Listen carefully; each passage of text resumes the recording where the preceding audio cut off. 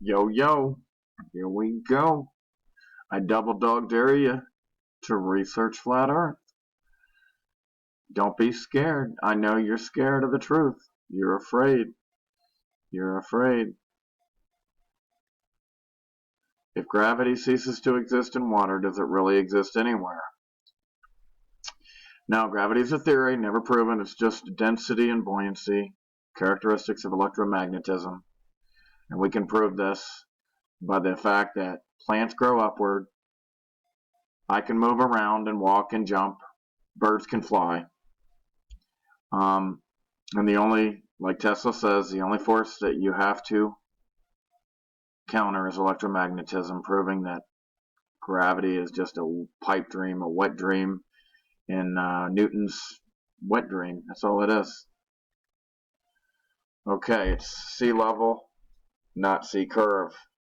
If the natural physics of water dictates a flat and level surface, which always seeks to find its level, then where and when did you observe convexity, and how do you make water conform to the exterior of a sphere? Wave a magic wand? Okay, look, water has to have a container, okay? It cannot exist on a ball. Take a ball. Look, if you can't replicate it, it's nonsense. So take a ball and spray some water on it and see if it's contained onto it. Especially if you can spin the ball 1,000 miles an hour, that would make the experiment more accurate. If you could figure out a way to spin the ball and then try to spray water on it and get it to contain the water onto the ball, then I'll believe you. I'll believe you that we're on a fucking ball spinning. Once upon a time, there was a Masonic theory called gravity. They taught it made water curve, but it was only a fallacy. They taught that it made water stick to a ball that is spinning at 1,000 miles an hour. They taught that it made water convex. When you look at every single cartoon globe picture, they're showing you water convexing into a ball. They're showing you water convexing into a ball. They're showing you curved water in their cartoons, and that's all they can be because water does not curve. It will never curve and stick onto a ball spinning at 1,000 miles an hour. I don't care what kind of theories you make up. It ain't happening. If you can't test, observe, and repeat science, you can't do science on it, it does not work. You got to be able to replicate it over and over again.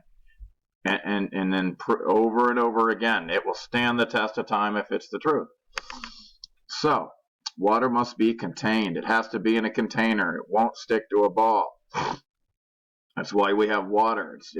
Anytime water breaks the dam or there's a hole in the container, it will leak out and seek to find a new level, like it does here. It has to have a container. This right here, you would be looking at, this right here is your 360 degree Antarctic circle. This is your Antarctic circle or container.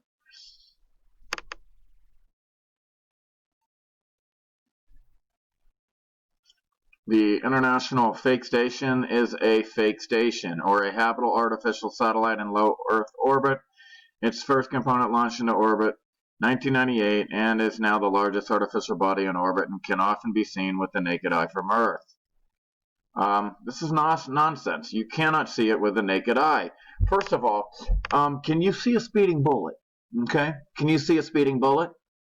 Can you see a speeding bullet times 17? If you can't see a speeding bullet, how are you going to see a speeding bullet times 17? That's how fast this piece of shit's supposed to be going. Okay, next. They show you all these pictures looking down on Earth from this fucking pile of shit, and you never can see a football field. If you can't see a football field, that's the size of this, size of a football field, or 747. It's really not as big as a football field. They're so full of shit. But the size of the 747 is what they're. Anyway, it doesn't even exist. It's so fake. Otherwise, and again, 1998, huh? It started to go up. How come we never knew about this? How come we don't have any video? Not one fucking picture. Why don't we have one video, one picture of them putting this thing together in space, low orbit, hokey pokey, honky shonky, hocus pocus nonsense? Why don't we have any video? I mean, this is supposed to be the greatest achievement ever. Why isn't there one fucking video, one picture? And then, this thing would have had to gone up piece by piece over time, right? How come we didn't know about what piece was going up then and it wasn't advertised and this and that and all? It's all bullshit. This is so ridiculous. It's too small to see because you can't see a 747 and it's not even close to space, but they're telling you can see it with the naked eye. This is all to get you to fucking say, oh, see, there's witnesses and all this bullshit, and it taps into the collective and they fall into it and they buy it. This is what's going on. It's all bullshit. Living on a ball is a belief, and guess what? There's lie right in it. Belief is the enemy of truly knowing. You fucking know, okay? It's not a belief. I don't believe in English. I just speak it. It's not a belief. I don't believe in English. I just speak it. I mean, here we go. We got a new picture of Earth here. These fake-ass fucking dinosaurs. Dinosaurs don't exist. It's a Freemason plot agenda. There's not a single fucking full-scale skeleton, and the other ones turned out to be fake as fuck. And,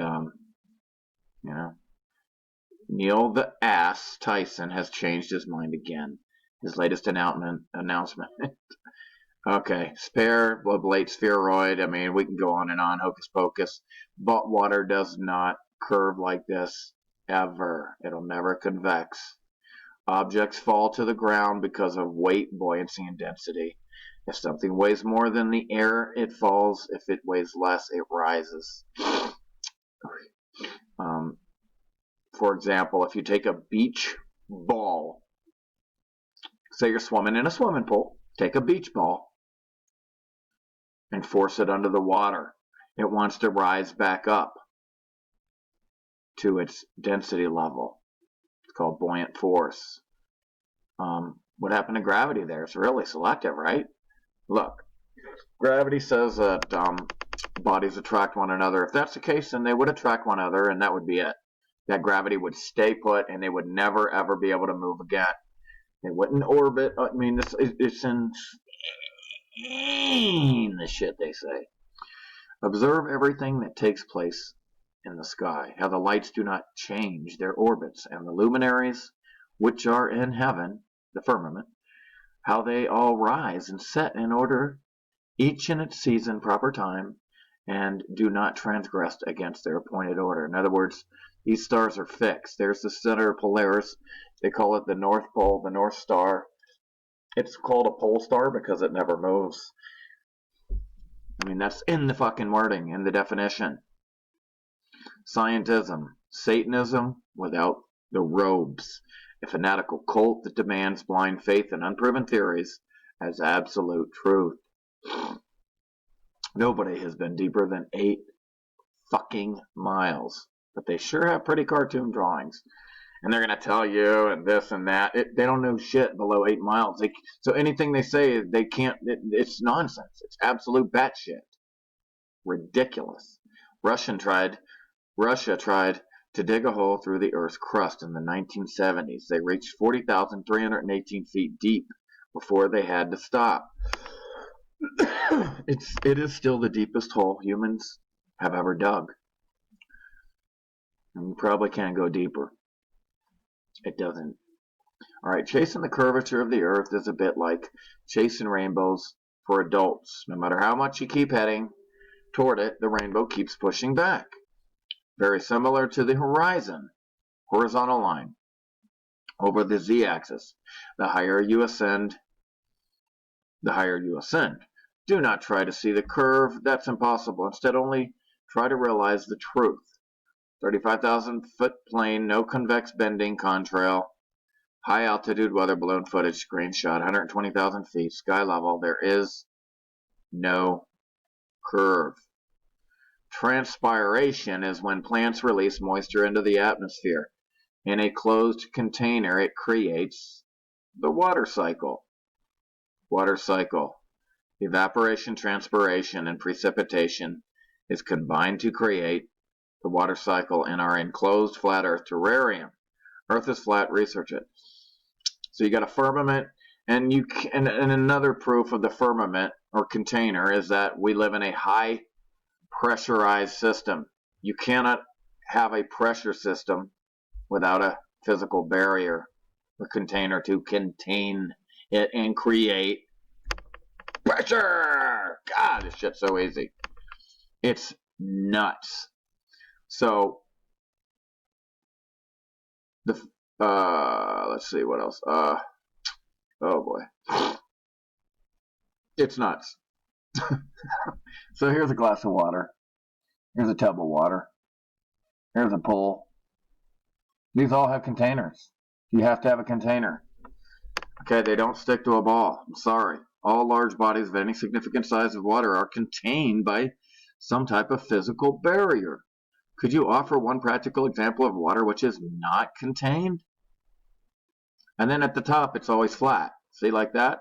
The top? No matter what the shape of the container is, the water will fill it and take that shape. But at the top, it will be flat level, proving that up is up and down is down, and relativity is hocus pocus, honky shonky nonsense, Freemason nonsense, just like gravity. Right there and there with it. All nonsense. You've got to be a complete fool to believe the sun is 1 million miles away, let alone 90 fucking 3. God damn, are you fuckers dumb? Do you know how fucking far 1 million miles away is? Look at this. Look at that. Look how close that is. It's frighteningly close. It's frightening. If you really knew how close it was, it would blow your mind. I won't even tell you. It's because you wouldn't believe me. Just Google Operation Deep Freeze, Operation Paperclip, and Operation Fishbowl in that order. The Earth is spinning at 1,000 miles an hour. Gravity makes water stick to the bottom of a sphere. And they're laughing their ass off at you for buying this shit. There's your container. There's your water. And there's your 360-degree Antarctic ice wall.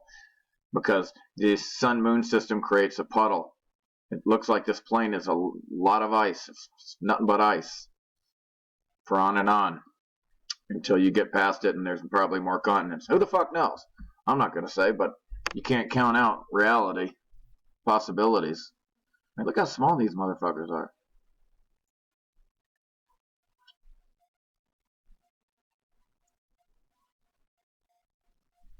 So what does this look like here? What's this look like?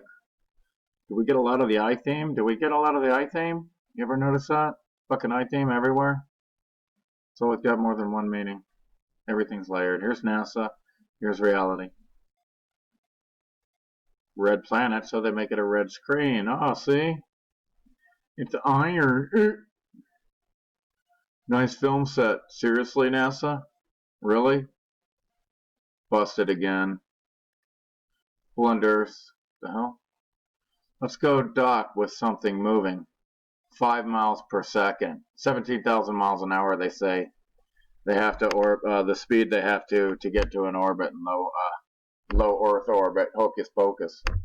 It's ridiculous if anybody had any comprehension of how fast 17,000 miles an hour is, or how far away 93 million miles away. All this obfuscating numbers and fucking ridiculous nonsense. It's nuts.